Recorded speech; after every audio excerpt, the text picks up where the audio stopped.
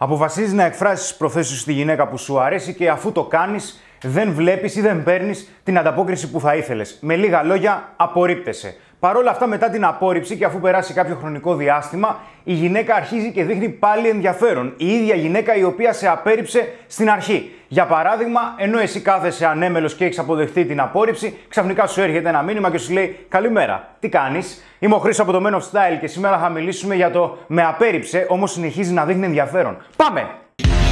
Because I'm awfully deceiving. I always say I'm fine, but that's not the true meaning.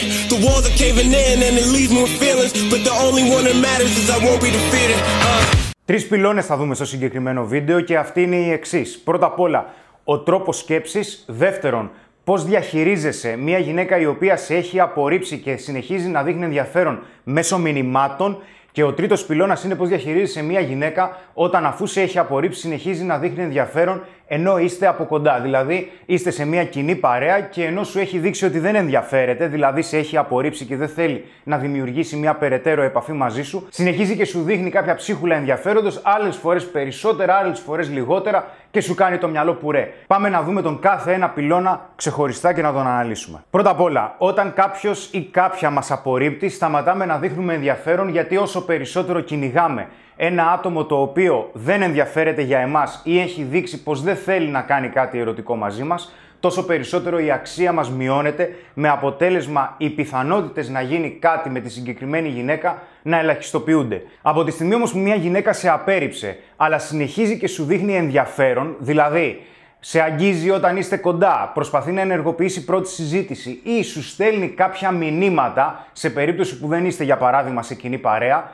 τότε το πράγμα αρχίζει λίγο και μπερδεύεται στο μυαλό σου γιατί και εσύ ο ίδιος δεν μπορείς να ξεκαθαρίσεις ποιος είναι ο λόγος ή το κίνητρο των πράξεών της. Στις περισσότερες περιπτώσεις, και για να σου το πω προσωπικά, όταν αυτό συνέβαινε, και πίστεψέ με έχει συμβεί πολλές φορές, νόμιζα ότι η γυναίκα δεν ήταν σίγουρη, οπότε ήθελε περισσότερα στοιχεία από εμένα, με λίγα λόγια μέσα σε εισαγωγικά να την κυνηγήσω, για να την πείσω ότι αξίζει να είναι μαζί μου. Δηλαδή, δεν ήταν έτοιμη να κάνει κάτι μαζί μου. Όπως και να έχει, η βάση σε αυτές τις περιπτώσεις είναι ότι η έλξη δεν είναι αρκετή ή δεν είναι τόση όση να αρχίζει να ενεργοποιείται μια ερωτική σχέση, μια ερωτική επαφή ή να αρχίσετε εν τέλει να έχετε μια περαιτέρω επικοινωνία για να μπορέσει να στοιχειοθετηθεί μια σχέση. Οπότε, όσο περισσότερο σε αυτές τις περιπτώσεις κυνηγήσεις, όσο περισσότερο δείξεις απελπισμένος, όσο περισσότερο δείχνεις συνέχεια διαθέσιμος, τόσο περισσότερο η έλξη θα μειώνεται. Βέβαια η βάση είναι η ίδια. Όταν μια γυναίκα σε απορρίψει και συνεχίσει και σου δείχνει κάποιο ενδιαφέρον, έστω και ελαφρύ, στις περισσότερες περιπτώσεις δεν είναι η ίδια σίγουρη για το πόσο της αρέσεις ή έχει και άλλες επιλογές στη ζωή της και θέλει τον χρόνο της για να τις αξιολογήσει. Αυτή είναι μια πικρή αλήθεια, αλλά και πάλι θα πρέπει και εσύ ο ίδιος να αποφασίσεις για τον τρόπο και για το πόσο θέλεις να ασχοληθείς με τη συγκεκριμένη γυναίκα. Γιατί υπάρχει περίπτωση να είσαι σίγουρος και να λες ότι ξέρεις τι, με απέρριψε, συνεχίζω, ό,τι και να γίνει, δεν θέλω να ξανασχοληθώ. Το δέχομαι και είναι απόλυτα λογικό και κατά την άποψή μου είναι μία από τις βέλτιστες αποφάσεις που μπορείς να πάρεις.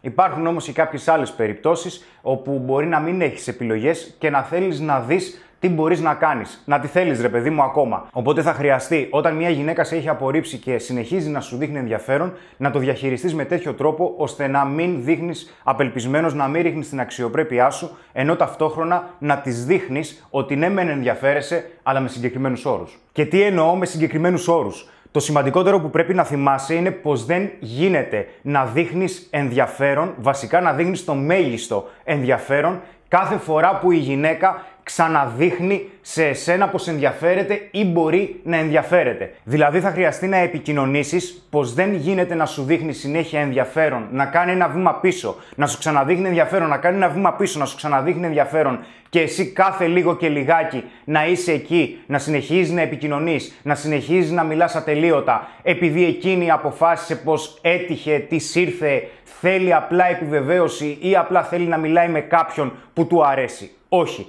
Θα χρειαστεί να επικοινωνήσεις πως κάθε φορά που εκείνη θα εκφράζει ενδιαφέρον θα είναι επειδή αποφάσισε να προχωρήσει την επαφή σας στα επόμενα στάδια. Δηλαδή να βγείτε και να δείτε αν θέλετε να κάνετε κάποια σχέση. Αυτός βέβαια είναι ο τρόπος σκέψης. Στον δεύτερο πυλώνα έχουμε το τι κάνεις όταν η γυναίκα σου στείλει κάποιο μήνυμα αφού σε έχει απορρίψει. Για παράδειγμα, μπορεί μετά από 3 μέρες που σε έχει απορρίψει, μετά από 1 εβδομάδα ή μετά από 1 μήνα να σου στείλει ένα μήνυμα και να σου πει καλησπέρα, τι κάνεις, ή γεια, σε είδα εκεί και ήθελα να σε χαιρετήσω, αλλά ήσουν με παρέα και δεν ήξερα τι να πω. Με λίγα λόγια, να ενεργοποιήσει εκείνη πρώτη μία επικοινωνία αφού έχει έρθει η απόρριψη από μεριά της. Σε αυτό το σημείο βέβαια σε τοποθετεί σε μια νοητική θέση όπου δεν ξέρεις τα κίνητρά της. Δεν ξέρεις για ποιο λόγο έστειλε, μπορεί να ενδιαφέρεται, μπορεί να μην ενδιαφέρεται, μπορεί να παίζει, μπορεί να ήταν το timing, μπορεί να είδε καμία ρομαντική κομμεντή και ξαφνικά να της ξυπνήσανε ρομαντικά συναισθήματα και να θυμήθηκε εσένα και απλά να είναι ένα μήνυμα και. Όπως και να έχει, θα χρειαστεί να το διαχειριστείς με πολύ συγκεκριμένο τρόπο και να επικοινωνήσεις για άλλη μια φορά με πολύ συγκεκριμένο τρόπο τις προθέσεις σου. Αν λοιπόν μετά από κάποια μηνύματα τη ρωτήσεις, ξέρεις κάτι, πότε είσαι ελεύθερη να τα πούμε από κοντά, και εκείνη δεν ανταποκριθεί ή δεν απαντήσει ή σου πει, ξέρεις κάτι, το βλέπουμε, μία από τις κλασικές δικαιολογίες, τότε για άλλη μια φορά έχεις αποκαλύψει την αλήθεια. Γιατί?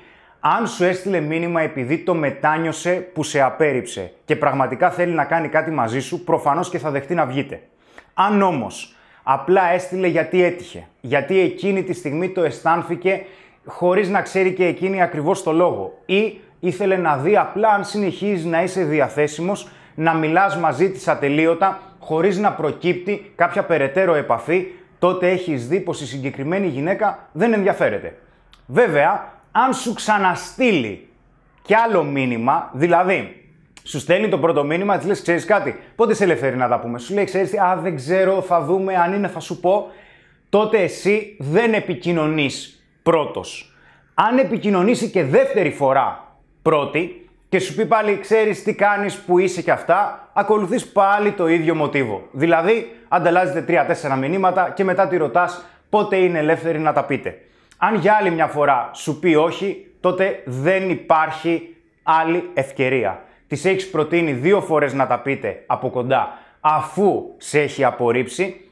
Πάντα ξεκινάμε με το πλαίσιο ότι πραγματικά θέλεις να κάνεις κάτι με τη συγκεκριμένη γυναίκα ή στο συγκεκριμένο διάστημα της ζωής σου δεν έχεις επιλογή. Οπότε λες, ξέρεις κάτι, ας διεκδικήσω, αλλά αν είναι να διεκδικήσεις με τον τρόπο σου και με έναν τρόπο ο οποίος φανερώνει τις προθέσεις σου και προχωράει την επαφή μπροστά. Δηλαδή, μην έχεις πολλές ανταλλαγές μηνυμάτων γιατί το πράγμα μπερδεύεται. Επενδύεις πάρα πολύ και αυτό δεν είναι ό,τι καλύτερο, κυρίως για εσένα. Τώρα, σε περίπτωση που αναρωτιέσαι ότι ναι, και δεύτερη φορά ανταλλάζουμε 3-4 μηνύματα και μετά τη ρωτάω πότε είναι ελεύθερη να τα πούμε, μου λέει όχι και μετά μου ξαναστέλνει και τρίτη φορά, τότε δεν της ξαναπροτείνεις να βγείτε ποτέ, αν θέλει να σου προτείνει εκείνη.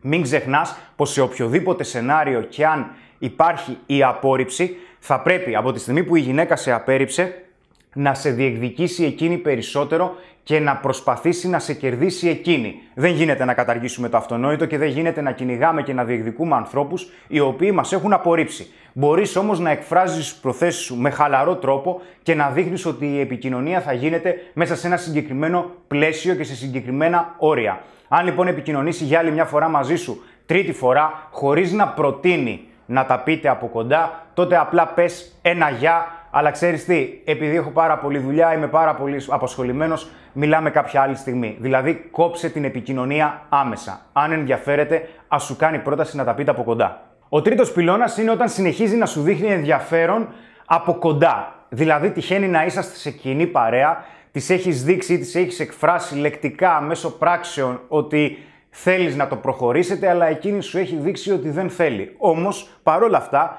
όταν συναντιέστε από κοντά, δείχνει λίγο παραπάνω ενδιαφέρον. Δηλαδή, σε αγγίζει, σε πειράζει, προσπαθεί να συζητάει μαζί σου, να μαθαίνει πολλά πράγματα για εσένα, πετάγεται όταν μιλάς εσύ με άλλους για να συμμετέχεις στη συζήτηση που είσαι και εσύ. Αυτό που θα χρειαστεί να θυμάσαι αρχικά είναι πως δεν πρέπει να είσαι αντιδραστικός. Οποιαδήποτε προσπάθεια να είσαι επιθετικός, να το κόψεις απότομα, να είσαι αγενής, δεν υπάρχει λόγος να συμβεί. Ο κάθε άνθρωπος μπορεί να μπει στη θέση του με πολύ συγκεκριμένο τρόπο και με πολύ ωραίο τρόπο. Μπορείς δηλαδή να επικοινωνήσεις τις προθέσεις σου πολύ ξεκάθαρα. Δεν πειράζει να δείξεις φιλική οικειότητα και να είσαι θετικός μαζί της. Οπότε ως πυρήνα κράτησε το εξής.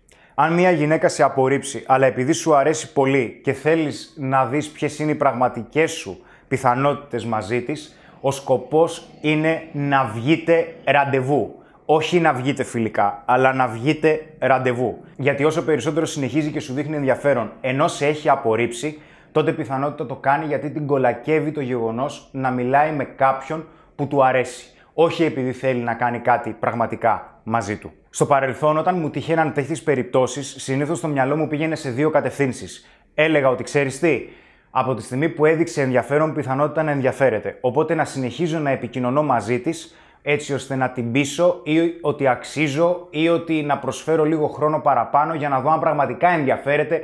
Γενικότερα το μυαλό μου ήταν ένα κουβάρι. Από την άλλη σκεφτόμουν ότι αν σταματήσω να επικοινωνώ θα καταστρέψω τελείως τις πιθανότητές μου με τη γυναίκα που μου άρεσε. Στον αντίποδα όμως αυτό που θα χρειαστεί να θυμάσαι είναι πως όσο περισσότερο ασχολείσαι με μια γυναίκα που σε έχει απορρίψει αλλά συνεχίζει και σου δείχνει ενδιαφέρον, είναι πως τόσο περισσότερο οι ελπίδες σου αναζωπυρώνονται και υπάρχει πολύ μεγάλη πιθανότητα να φας κόλλημα από το πουθενά. Οπότε λοιπόν κράτησε τα πράγματα απλά και ξεκάθαρα και μην ξεχνάς ποτέ τις προθέσεις σου. Ήμουν ο Χρήστος από το Men of Style και σήμερα μιλήσαμε για το με απέρριψε, όμως συνεχίζει να δείχνει ενδιαφέρον. Να είσαι καλά.